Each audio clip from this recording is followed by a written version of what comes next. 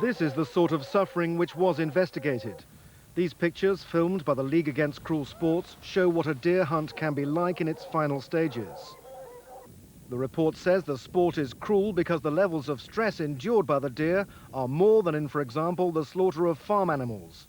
Anti-blood sport campaigners say the National Trust has no other option but to impose a ban. This report is completely devastating. It doesn't hold anything back, doesn't leave any doubt that deer caused immense suffering, and anyone that would allow that to continue would have to be a particularly callous individual.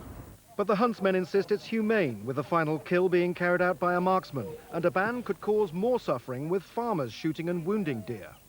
If hunting was not there, if they viewed the deer purely as pests that were causing them economic loss, they are entitled legally to shoot those deer.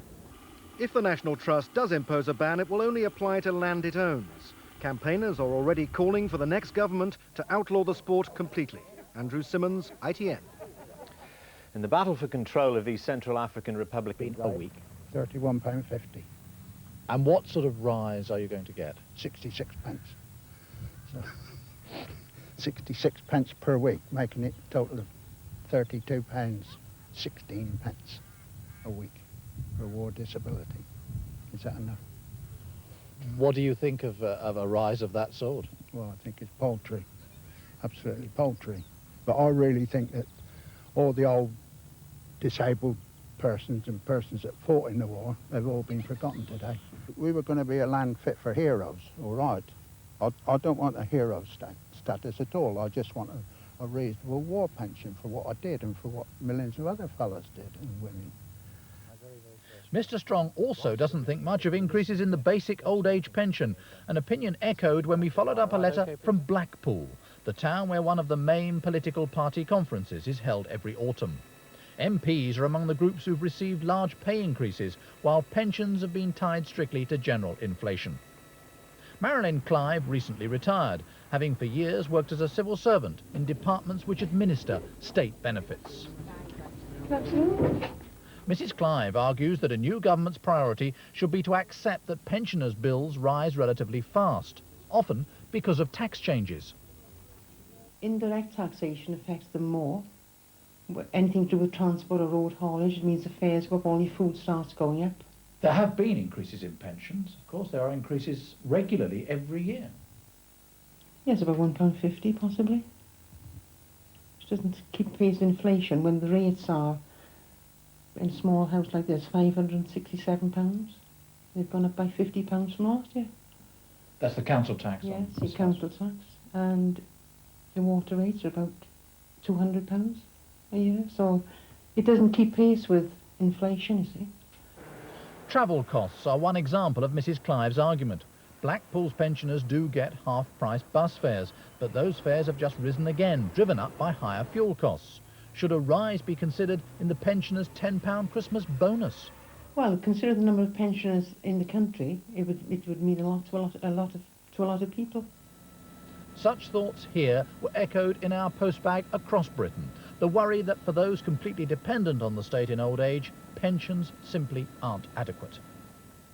And Nicholas Owen is back with us in the studio now. Nick, what question did you put to the main political parties on behalf of Marilyn Clive and Philip Strong? Dermot, we asked this. Do you have plans for any increases in state pensions above the published inflation rate?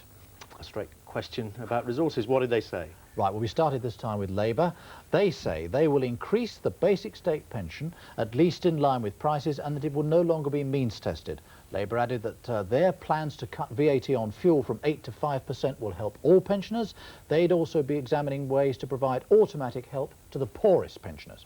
And what about the Lib Dems? We know they're prepared to put taxes up. Will they divert any of that towards pensions? Well, this is what they say. The Lib Dems say they would keep the pension linked to prices, but they would provide an additional top-up pension for those with incomes below the income support level.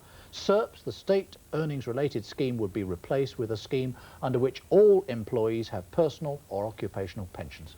And any more cash on offer from the Tories? The Conservatives said this. They plan to improve pensions for future generations by giving each young person a fund drawn from their national insurance contributions to pay for their future basic pension.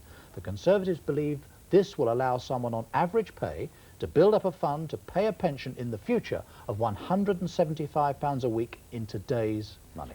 OK, now I know you've had a very full postbag. Where are you off to next? Indeed, many people have written in, and thank you very much for all the letters. We are certainly going to look at low incomes, people on very, very low incomes, and another subject, people who live very, very near busy roads. They're looking for some extra help. They're interested to know what the political parties will be doing for them.